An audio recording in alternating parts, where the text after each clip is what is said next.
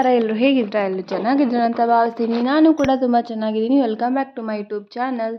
ನಾನಿವತ್ತು ಉತ್ತರ ಕರ್ನಾಟಕದ ಸ್ಪೆಷಲ್ ರೊಟ್ಟಿ ಯಾವ ಥರ ಮಾಡೋದು ಅನ್ನೋದನ್ನು ನಿಮ್ಮ ಜೊತೆ ಶೇರ್ ಮಾಡ್ಕೊತಿದ್ದೀನಿ. ಬನ್ನಿ ನೋಡೋಣ ಯಾವ ಥರ ಜೋಳದ ರೊಟ್ಟಿ ಮಾಡೋದು ಅಂತ. ಇದು ನಮ್ಮ ಅಮ್ಮನ ಊರಲ್ಲಿ ನಾವು ರೊಟ್ಟಿ ಹೇಗೆ ಮಾಡೋದು ಅಂತ ನಮ್ಮಮ್ಮ ತೋರಿಸ್ತಾರೆ, ನೀವು ನೋಡಿ. ಫಸ್ಟಿಗೆ ಒಂದು ಕಡೆ ನಿಮ್ಗೆ ಎಷ್ಟು ಇರಬೇಕೋ ಅಷ್ಟು ತೆಗೆದುಕೊಂಡಿರಿ. ಒಂದು ಕಡೆ ಹಂಚಲ್ಲಿ ನೀರು ಹಾಕ್ಕೊಂಡು ಚೆನ್ನಾಗಿ ಕಾಸ್ಕೊಳ್ಳಿ. ಕುದಿಬೇಕು, ಅದು ಚೆನ್ನಾಗಿ ನೀರು ಕುದ್ದಷ್ಟು ಕೂಡ ಚೆನ್ನಾಗಿ ಬರುತ್ತೆ ಅಂತ ಹೇಳ್ತಾರೆ. ನೀವು ಬೊಗಣಿ ಬೇಕಾದರೆ ಅಂದರೆ ಒಂದು ಪಾತ್ರೆಯಲ್ಲಿ ಬೇಕಾದರೆ ಹಾಕ್ಕೊಂಡು ನೀರು ನಿಮ್ಮ ಕಡೆ ಪಾತ್ರೆ ಅಂದರೆ ಪಾತ್ರೆಯಲ್ಲಿ ನೀರನ್ನ ಹಾಕ್ಕೊಂಡು ಈ ಥರ ಚೆನ್ನಾಗಿ ಕುದಿಸ್ಕೊಂಡು ಹಾಕ್ಕೋಬೋದು. ಚೆನ್ನಾಗಿ ಕಲಿಸಿ ಆನಂತರ ಎಲ್ಲ ಹಿಟ್ಟನ್ನು ಕಂಪ್ಲೀಟಾಗಿ ಅದ್ರೊಳಗೆ ಕಲಿಸ್ಕೊಂಡು ಬೇಕಿದ್ದರೆ ಎಕ್ಸ್ಟ್ರಾ ತಣ್ಣೀರನ್ನು ಹಾಕ್ಕೊಂಡು ಈ ಥರ ನಾದ್ಕೋಬೇಕು. ನಾನಿವತ್ತು ರೊಟ್ಟಿನ ಬಡಿಯೋದು ಹೇಗೆ ಅಂತ ತೋರಿಸ್ತಾ ಇರೋದು, ಲಟ್ಸೋದು ಅಲ್ಲ. ಲಟ್ಸೋಕ್ಕೆ ಮತ್ತೆ ಬೇರೆ ಕಂಪ್ಲೀಟಾಗಿ ಹಾಕ್ಕೊಂಡು ಲಟ್ಸೋದು, ಅದನ್ನು ಬೇಕಿದ್ರೆ ನಾನು ನಿಮಗೆ ಶೇರ್ ಮಾಡ್ತೀನಿ. ಇವತ್ತು ನಮ್ಮ ಬಡಿತಿರೋದ್ರಿಂದ ಬಡಿಯೋ ಯಾವ ಥರ ಅಂತ ನಿಮಗೆ ತೋರಿಸ್ತಿದ್ದೀನಿ ನೋಡಿ. ಈ ಥರ ಚೆನ್ನಾಗಿ ನಾದ್ಕೋಬೇಕು. ಹಿಟ್ಟು ತುಂಬ ಗಟ್ಟಿಯಾಗಿರಬಾರ್ದು, ತುಂಬ ಅಳಕಾಗಿಯೂ ಇರಬಾರ್ದು. ಕಂಪ್ಲೀಟಾಗಿ ಮೀಡಿಯಮಲ್ಲೇ ಇರಬೇಕು. ತುಂಬ ಗಟ್ಟಿಯಾಗಿದ್ದರೆ ರೊಟ್ಟಿ ಚೆನ್ನಾಗಿ ಬರಲ್ಲ, ಹಳಕಾಗಿದ್ದರೆ ರೊಟ್ಟಿ ಬರೋದೇ ಇಲ್ಲ.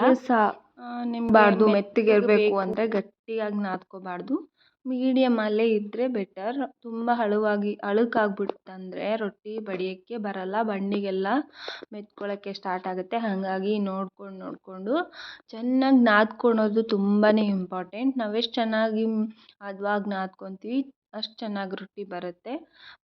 ಬೇಗ ಹೆಂಗೆಂಗೋ ನಾದ್ಕೊಂಡ್ಬಿಟ್ರೆ ರೊಟ್ಟಿ ಸರಿಗೆ ಬರಲ್ಲ. ಯಾಕಂದರೆ ನನ್ನ ಎಕ್ಸ್ಪೀರಿಯೆನ್ಸ್ ನಾನು ಹೇಳ್ತಿರೋದು. ಫಸ್ಟಿಗೆ ನಾವು ಕೂಡ ರೊಟ್ಟಿ ಬಡಿಯೋಕ್ಕೆ ತುಂಬಾ ಕಷ್ಟಪಟ್ಟಿದ್ವಿ. ಇತ್ತೀಚೆಗೆ ನಾನು ಲಟ್ಟಿಸ್ತಾ ಇರೋದು ಬರೀ ರೊಟ್ಟಿ. ನಮ್ಮ ರೊಟ್ಟಿ ಬಡಿತಾರೆ, ಇನ್ನು ಯಾವಾಗಾದರೂ ಲಟ್ಟಿಸ್ತಾರೆ. ಬಡಿದ್ರೆ ರೊಟ್ಟಿ ರುಚಿಯಾಗಿರುತ್ತೆ ಅಂತ ಹೇಳ್ತಾರೆ. ಇವಾಗೆಲ್ಲ ಲಟ್ಸೋದೇ ಕಲ್ತು ಹಾಗಾಗಿ ನೋಡಿ, ರೊಟ್ಟಿ ಬಡಿದ್ರೆ ತುಂಬ ರುಚಿಯಾಗಿರುತ್ತೆ ಅಂತೆ. ನೋಡಿ, ಈ ಥರ ಚೆನ್ನಾಗಿ ನಾದ್ಕೊಂಡು ಈ ಥರ ರೌಂಡಾಗಿ ಮಾಡ್ಕೊಂಡು ಸೈಡಲ್ಲಿ ಇಟ್ಕೋಬೇಕು. ಸ್ವಲ್ಪ ಹಿಟ್ಟನ್ನು ತೊಗೊಂಡು ಮತ್ತೆ ಸ್ವಲ್ಪ ನಾದ್ಕೊಂಡು ನೀರು ಹಚ್ಚಿ ನಾದ್ಕೊಂಡು ಹದ್ವಾಗಿ ನಾದ್ಕೊಂಡು ಅದನ್ನು ಸ್ವಲ್ಪ ನಮ್ಗೆ ಎಷ್ಟು ಬೇಕೋ ಅಷ್ಟು ರೊಟ್ಟಿ ಮಾಡಲಿಕ್ಕೆ ಉಳ್ಳಿ ತೊಗೊಂಡು ಈ ಥರ ಬಡಿಯೋಕ್ಕೆ ಸ್ಟಾರ್ಟ್ ಮಾಡಬೇಕು. ನೋಡಿ ಯಾವ ಥರ ಬಡಿತಿದ್ದಾರೆ ಅಂತ.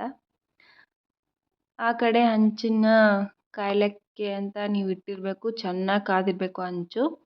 ನೋಡಿ ಯಾವ ಥರ. ಜಾಸ್ತಿ ತೊಗೊಂಡ್ರೆ ದಪ್ಪ ಆಗಿಬಿಡುತ್ತೆ, ಸ್ವಲ್ಪ ತೊಗೊಂಡ್ರೆ ಸಣ್ಣದಾಗ್ಬಿಡುತ್ತೆ ರೊಟ್ಟಿ. ಮೀಡಿಯಮ್ ಸೈಜಲ್ಲಿ ತೊಗೊಂಡು ಒಂದು ಮಟ್ಟಿಗೆ ರೊಟ್ಟಿ ಆಗೋಷ್ಟು ಹಿಟ್ಟನ್ನ ತೊಗೊಂಡು ರೊಟ್ಟಿ ಈ ಥರ ಬಡಿತಾ ಹೋಗಬೇಕು. ಒಂದು ಸೈಡ್ ಕೈಯಲ್ಲಿ ಅದನ್ನು ರೌಂಡ್ ಮಾಡಲಿಕ್ಕೆ ಅಂತ ಯೂಸ್ ಮಾಡ್ತಾರೆ,